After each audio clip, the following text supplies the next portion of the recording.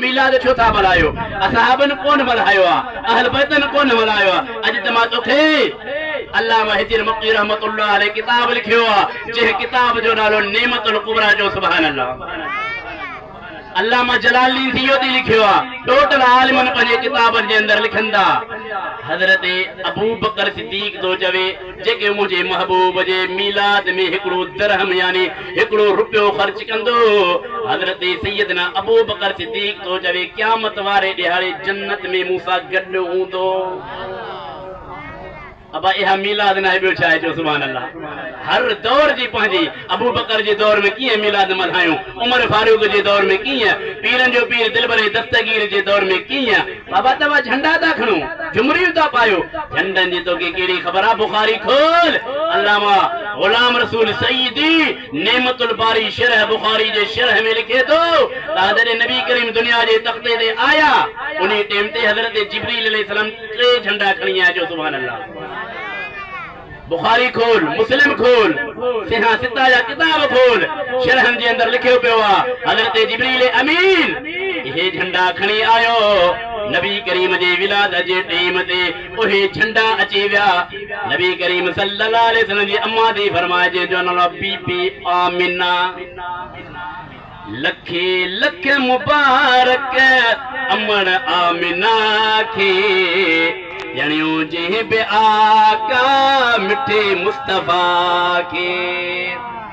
लखे लख मुबारक अमर आमिना के जणियो जे बे आका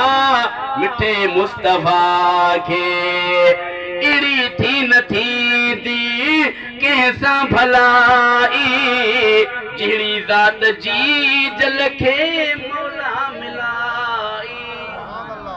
एम कोन वठबो इन मेहमानन जो मुके कदर रामा पान मोली आया मेहमान आइन असांजा तमा बुधो ता असांखे ॾिठो आहे ये मेहमान परे के आया आहिनि इन्हनि खे बुधो इंशाअल्लाह बेड़ा पार थी वेंदा बाक़ी 5 मिंटनि मुस्तफा जो मिलाद तव्हांखे ॿुधाईंदुसि एड़ी थी न थी दी कंहिंसां भलाई जहिड़ी ज़ात जी जल के मौला मिलाए ख़बर शान जंहिं जो आ खुद खुदा के जणियो जे बे आका मिठे मुस्तफा के अब अबू बकर सिद्दीक छा थो चवे मुस्तफा जे मिलाद में 1 रुपयो ख़र्च करण वारो मूंसां गॾु जन्नत में हूंदो 1 रुपयो 1 दरहम अचो ता हज़रत अमीर उमर खां पुछा कयूं ओ अमीर उमर तुंहिंजो रायो कहिड़ो आहे हज़रत अमीर उमर लिखे थो ओहो अमीर उमर रा नबी करीम सल्लल्लाहु अलैहि वसल्लम जा सब मुरीद आहिनि अबू बकर मुरीद आहे हज़रत उस्मान मुरीद आहे हज़रत अली मुर्तज़ा मुरीद आहे हज़रत अबू ज़ल गफ़ारी मुरीद आहे हज़रत बिलाल मुरीद आहे क़यामत ताईं कलमे पढ़ण वारा उम्मती ज़रूर आहिनि ओहे मुरीद आहिनि नबी करीम सल्लल्लाहु अलैहि वसल्लम फरमाया था उमर मुझो मुरीद बिया मुझो मुराद बिया जे जेला नबी से दुआ घुरिया ओहो अमीर उमर तो चवे जेको रसूलुल्लाह जे मिलाद में 1 दरहम खर्च कंदो हज़रत उमर तो चवे इया समझ ओए हुनैन में बदर में ओहो शहीदन सां गॾु कनी जंग करे जिहाद कया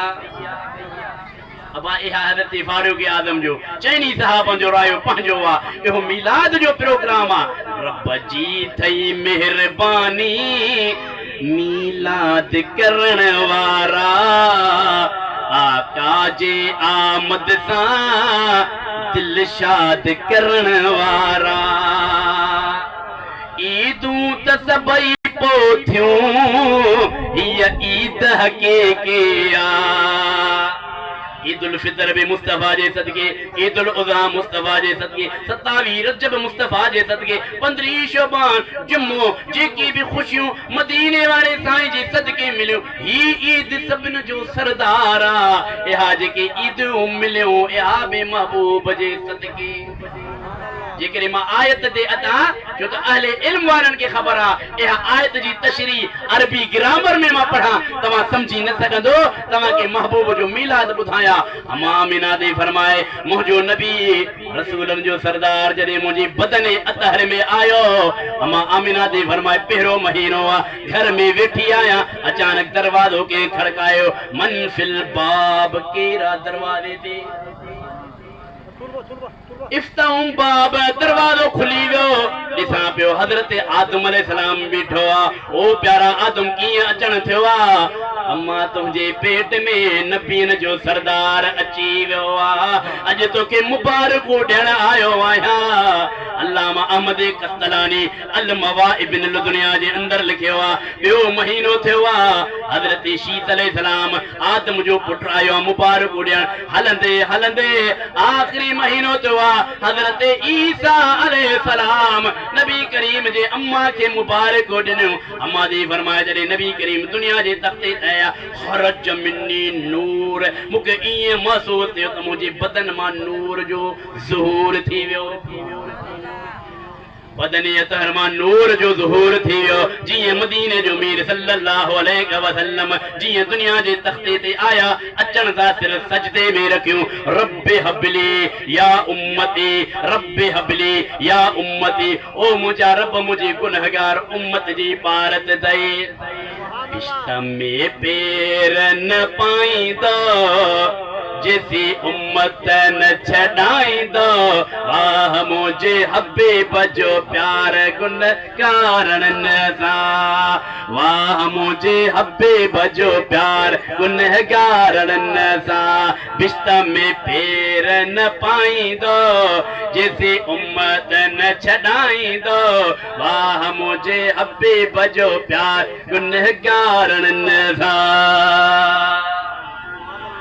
हूं तो खुदा बेजलाल में हादियसा उन हाल में कलीम बे न ॻाल्हाईंदो कलीम बे न ॻाल्हाईंदो। वाह मुझे हबीब जो प्यार गुनहगारन सां।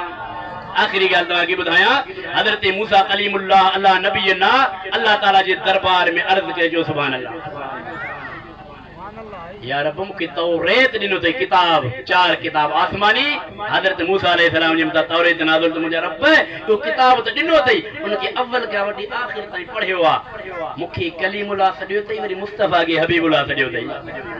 सुभाणे को बुटरी चयो कीअं अन्ना कलीमुक व मुहम्मद हबीबुक मूंखे कलीम सॾियो अथई उनखे हबीब सॾियो अथई। हबीबुल्लाह में कलीमुल्लाह में फ़र्क़ु कहिड़ो आहे? ज़ाहिरी कलीमुल्लाह जी माना अल्लाह सां ॻाल्हाइण वारो हबीबुल्लाह जी माना रब जो दोस्त। हज़रत मूसा अलैहिस्सलाम के अल्लाह ताला फरमा ओ प्यारा मूसा कलीमुल्लाह एहो आ तूरे कोह ते तूर सीना जबल ते अची मिनतू करे रब मूंखे दीदार करा। मां उनखे चवां लन तराने तू ॾिसी कोन सघंदे। हबीबुल्लाह एहो आ बिस्तरे ते आरामी हुजे उम्मे हानी जे घर में मां जिब्रील खे मोकिलिया जिब्रील वञी अर्ज़ करे इन्नल्लाह हश्ताक इला लिकाइक या रसूल अल्लाह या रसूलुल्लाह अल्लाह ताला तव्हांजे दीदार जो मुश्ताक आहे। क़यामत ताईं हर को चवे तो रब राज़ी हुजे आदम चवे तो रब राज़ी हुजे हज़रत इब्राहिम खलीलुल्लाह तो चवे रब राज़ी हुजे रब तो चवे वल सौफ योतीक रब्बुक फतरदा हर को चवे रब राज़ी रब तो चवे आमिना जो लाल राज़ी हुजे।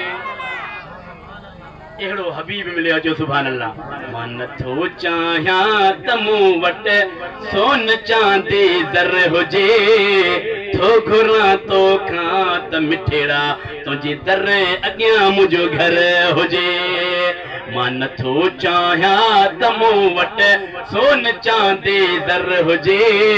थो घुरां मिठेड़ा त तुंहिंजे दर अॻियां मुंहिंजो घर हुजे। सिंध में मूं तुंहिंजे सदके खाधो पीतो खोड़वा सिंध में मूं तुंहिंजे सदके खाधो पीतो खोड़वा जो सुभान अल्लाह। सिंध में मूं तुंहिंजे सदके खाधो पीतो खोड़वा सिंध में मूं तुंहिंजे सदके खाधो पीतो खोड़वा। कबा गंज ॿिया काॾे कबा तो जहिड़ो गोहर हुजे थो घुरां तो खां त मदनी तुंहिंजी दरे अॻियां मुंहिंजो घर हुजे को चवंदो त हल मदीने हिकदमि हा कबे जे मिले जॻह मदीने में त 72 छा कबे को चवंदो त हल मदीने हिकदमि हा कबे जे मिले जॻह मदीने में त सिंधड़ी छा कबे चओ सुभान अल्लाह वो आडर हुजे थो घुरां तो खां त मिठड़ा तुंहिंजी दरे अॻियां मुंहिंजो घर हुजे अल्लाह ताला मुंहिंजो चवण तव्हांजो ॿुधणु